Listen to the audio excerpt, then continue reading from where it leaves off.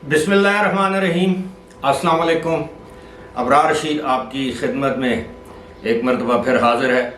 और आज तो सोशल मीडिया पर पूरे पाकिस्तान में, मेन स्ट्रीम मीडिया पर, हर जगह बल्कि बैरून मुल्क भी एक तस्वीर ने तहलका मचा रखा है। वो तस्वीर क्या है, किसकी है, वो आपके साथ शेयर करेंगे। उस पर लोग हैरान क्यों हैं, परेशान क्यों हैं। और इस तस्वीर मतलब आज आप ये समझ लीजिए कि ये एक बहुत बड़ा मौजूए बहस है, ख़ास तौर पर सहाफ़ती हलकों में, सियासी हलकों में। लेकिन उससे पहले मुझे तो हंसी भी आती है, आप यकीन कीजिए। मैं किसी का तमस्खुर नहीं उड़ाना चाहता, लेकिन हंसी इसलिए आती है कि हमारे चीफ जस्टिस, वो इंग्लिश में कहते हैं ना कि ब्लोइंग हॉट ब्लोइंग कोल्ड, यानी एक दिन या किसी वक्त सख्त बात कर देना, अगले दिन उसकी तरदीद कर देना, नरम बात कर देना, किसी का दिल खुश कर देना, एक दिन दिल दुखा देना। ये मेरा ख्याल है उनकी तबीयत का हिस्सा है। अब गुज़श्ता रोज़ भी उन्होंने कहा कि देखें जी, मैंने कब कहा था कि इमरान खान के लिए मर्सिडीज़ मंगवाई जाए। अब रजिस्ट्रार ऑफिस आपके अंडर आता है जब आप कहते हैं कि बुलेट प्रूफ गाड़ी मुहैया की जाए कैबिनेट डिवीज़न से, और फिर आपने कहा कि जी PRO ने कहा है, और फिर आपने कहा कि देखें मैंने तो गुड फेथ में कहा था, गुड टू सी यू। अगर आप, अब मैं ये तो नहीं कह सकता कि आपके दिल में चोर है, मतलब अगर आपके अपने कोई भी बात खुलूस नीयत से की है, तो मैं नहीं समझता कि आपको उसकी वजाहत करनी चाहिए। वजाहत आप उसी वक्त देते हैं जब आपने कोई बात अपने ज़मीर के ख़िलाफ़ की हो, या आप समझते हो कि ये गलत बात है, मुझसे सरजद होगी गलती, तो फिर आप वजाहतें देते हैं। वरना तो, और वैसे भी आप, मतलब हमने तो किताबों में पढ़ा है, पूरी दुनिया में जूरिस्प्रूडेंस जिसे कहते हैं, या आप जो भी यानी अदालती तारीख़, नज़ायर जिसे कहते हैं, नज़ीरें, मिसालें, जो जज साहिबान हैं वो ना अपने हवाले से ख़बरें पढ़ते हैं।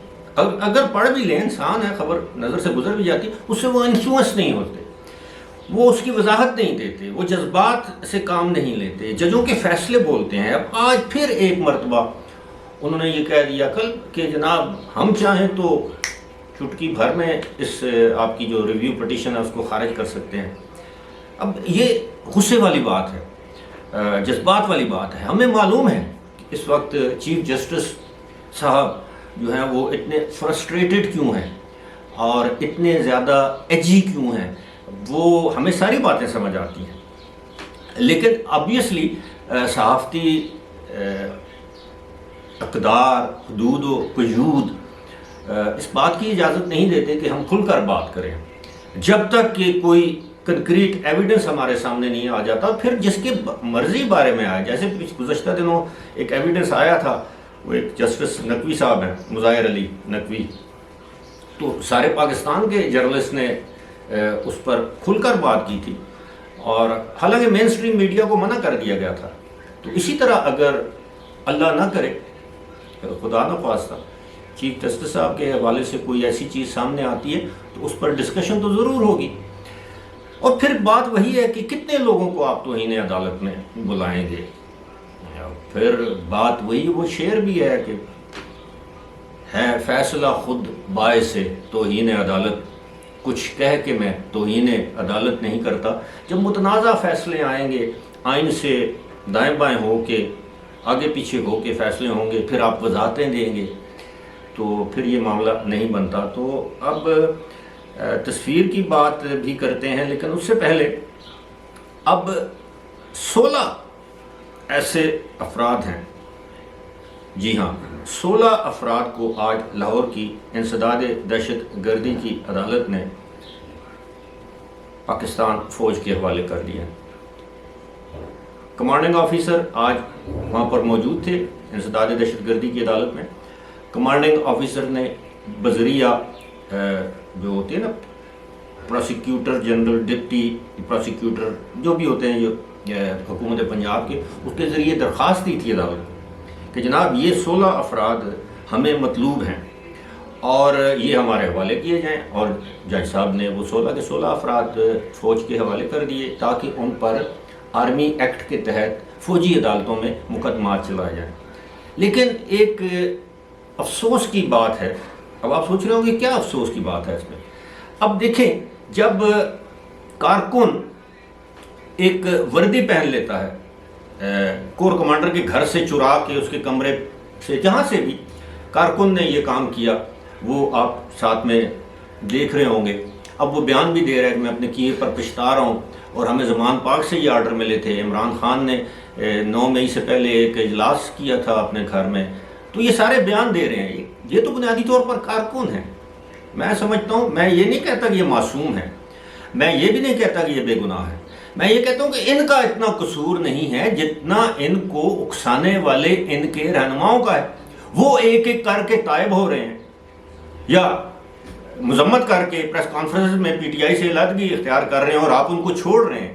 جو معصوم بے گناہ چھوٹے چھوٹے بچے ہیں جن کا برین واش کیا گیا ہے, اسی طرح برین واش کیا گیا جس طرح طالبان, وہ جو فدائین جنہیں وہ کہتے ہیں, خودکش بمبار بچوں کا وہ برین واش کرتے ہیں کہ خود کو بم کے دھماکے سے اڑاؤ, دوسروں کو بھی اڑاؤ, سیدھا جنت میں جاؤ گے. وہ تو جنت کی لالچ میں سب کچھ کرتے ہیں. ان کو بھی ایک جنت کی لالچ دی گئی تھی کہ جناب پاکستان کو ہم جنت بنا دیں گے, ریاست مدینہ بنا دیں گے, اور ہم دنیا میں عالم اسلام کا سب سے بڑا لیڈر ہے عمران خان, جو کہ سب سے بڑا ڈرپوک اور بزدل لیڈر ثابت ہوا. خود گھر میں بیٹھا ہے, ورکروں کو مروا رہا ہے, ورکر جیل میں, کوئی ان کی ضمانتوں کے لیے نہیں جا رہا, کوئی ان کی قانونی اخلاقی مدد نہیں کر رہا. غریب بچے 20 18 سال کے ان کے والدین رل گئے ہیں, اور وہ 16 افراد کو آج جناب اس میں ایک بھی سیاسی رہنما نہیں ہے کہ جس کا ہم کہیں کہ جی ہاں ان کو عدالت نے, اور عدالتیں بھی ہماری ماشاءاللہ, میں آپ کو وہ اس کا وہ نام میں نے وہ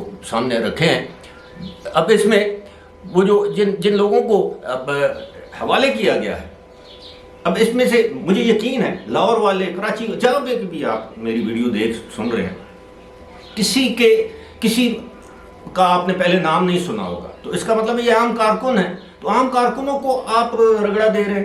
تو جناب یہ ہے, ان کے نام ہے جی عامر زہیب, علی افتخار, علی رضا, محمد ارسلان, محمد عمیر, محمد رحیم, ضیاء الرحمان, وقاص علی, رئیس احمد, فیصل ارشاد, محمد بلال حسین, فہیم حیدر, ارزم جنید. یہ ایک ex P T I M N A ہے, Arzam Junaid. Mian Muhammad Akram Usman, Mian Muhammad Akram Usman ex P T I M P A ہیں, اور محمد عاشر خان اور حسن شاکر. یہ آپ کو بیک گراؤنڈ میں بڑی واجات قسم کی ایک آواز آ رہی ہوگی, یہ کوئی گرائنڈر چل رہا ہے میرے پڑوس میں. میں پہلے بھی آپ کو بتا چکا ہوں کنسٹرکشن ہو رہی ہے, لیکن بات وہی ہے کہ پڑوسیوں کے بھی حقوق ہوتے ہیں تو گزارا کرتے ہیں. خیر, اب ان کو جو ہے وہ گرفت مطلب فوج کے حوالے کر دیا گیا. 8-10 دن میں ان کو سزا ہو جائے گی. کس نے پوچھنا ہے ان کو؟ یہ اسی طرح ہے مسجد نبوی میں جن لوگوں نے نعرے بازی کی تھی, آپ کو یاد ہوگا, تو ان کا بھی کوئی پرسان حال نہیں تھا. بعد میں پھر میاں شہباز شریف نے محمد بن سلمان سے درخواست کر کے ان لوگوں کی جان چھڑائی.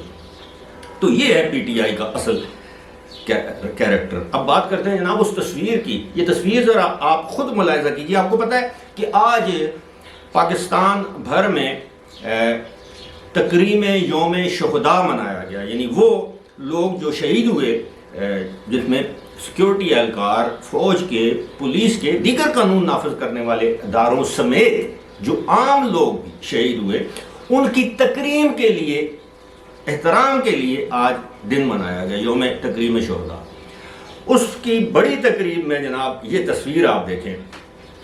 اب تصویر میں صاف ظاہر ہے جناب کون ساتھ بیٹھا ہے, کس کے؟ General Asim Nasir, army chief کے ساتھ سابق army chief general Qamar Javed Bajwa تشریف فرمایا. اس تصویر کے آنے کے بعد انتہائی شدید تنقید کی گئی سوشل میڈیا پر موجودہ آرمی چیف پر. انڈائریکٹلی ظاہر ہے, کھل کر تو لوگ اب نہیں کرتے, ڈرتے ہیں. وہ یہی تنقید تھی کہ جناب آپ نے ایک ایسے شخص کو ساتھ بٹھا دیا, آج پاکستان میں جو کچھ ہو رہا ہے اس کا ذمہ دار, سب سے بڑا ذمہ دار یہ شخص ہے, اور آپ نے اس کو یوم شہداء پر ساتھ بٹھا لیا. یہ وہی جنرل قمر جاوید باجوہ ہیں نا جنہوں نے اپنے دور میں تحریک طالبان, پاکستان کے تمام جو جنگجو تھے, جو ان کو ایک معافی دے کر پاکستان میں آباد کیا, 10,000 کے قریب, جنرل فیض کے ساتھ میں. جنرل فیض اکیلے تو کچھ بھی نہیں کر سکتے نا, انہوں نے سب کچھ کیا. دوسری جانب ایک نقطہ نظر یہ ہے، اور ممکن ہے یہ صاحب یا واضح نقطہ یعنی درست نقطہ نظر ہو، وہ یہ ہے کہ جنرل قمر جاوید باجوہ نے خود درخواست کی تھی کہ وہ اس تقریب میں شرکت کرنا چاہتے ہیں، تو کس طرح ایک سابق آرمی چیف جس کو 6 مہینے پہلے تک جنرل عاصم منیر سلوٹ مارتے رہے، تو آج وہ ان کو کہتے کہ نہیں آپ اس تقریب میں نہیں آ سکتے یا میرے ساتھ نہیں بیٹھ سکتے، تو یہ بھی ایک بد تہذیبی ہوتی۔ لیکن یہ بھی بات درست ہے کہ ابھی جنرل قمر جاوید باجوہ کے خلاف تو نہ کوئی انکوائری ہو رہی ہے، نہ ان کو کوئی سزا ہوئی ہے، نہ ان پر کوئی چیز ثابت ہوئی ہے، یہ تو سب کہی سنی باتیں ہیں۔ کچھ چیزوں کا انہوں نے خود اظہار کیا ہے، اعتراف کیا ہے، انکشاف کیا ہے، وہ بھی کافی ہیں۔ لیکن ایک بات تو طے ہے کہ جنرل قمر جاوید باجوہ جو ہے وہ ایک متنازع شخصیت ہیں، اور اس وقت پاکستان میں تمام انٹیلیجنسیا میں اس بات پر یہ لوگ یکسو ہیں کہ اگر آپ نے آرمی ایکٹ کے تحت مقدمہ درج کرنا ہے تو آپ ان سے آغاز کریں، جنرل فیض حمید سے آغاز کریں، دیگر جو سہولت کار تھے، دیگر جو ان کو لانے والے تھے، پروجیکٹ عمران خان کے جو سرکردہ کرتا دھرتا تھے، ان کو آپ کیوں سپیئر کر رہے ہیں؟ اس کا مطلب ہے کہ ایک ہی طرف کا چھوٹے لوگوں کا احتساب ہوگا، جس طرح آپ دیکھ رہے ہیں نا، یہ معصوم لوگ جو ہیں، مطلب ان میں سے ایک ایم پی اے ہے، 15 تو بیچارے میرے جیسے ہوں گے، وہ آرمی ایکٹ کے تلے، اور جن لوگوں نے سارا کو رام مچایا ہے، پلاننگ کی ہے، منصوبہ بندی کی ہے، لوگوں کو اکسایا ہے، ان کو وسائل دیے ہیں، وہ ابھی تک دندناتے پھر رہے ہیں یا پریس کانفرنس کر کے اپنے آپ کو پاک صاف کر رہے ہیں، دودھ کے دھلے ہوئے سامنے آ رہے ہیں۔ یہ بڑی زیادتی ہے، اس کو ہم انصاف نہیں کہہ سکتے۔ اگر ایسا ہوا تو انشاءاللہ ہم اس کی مذمت جاری رکھیں گے۔ فی الحال اسی کے ساتھ مجھے دیجیے اجازت۔ خدا حافظ۔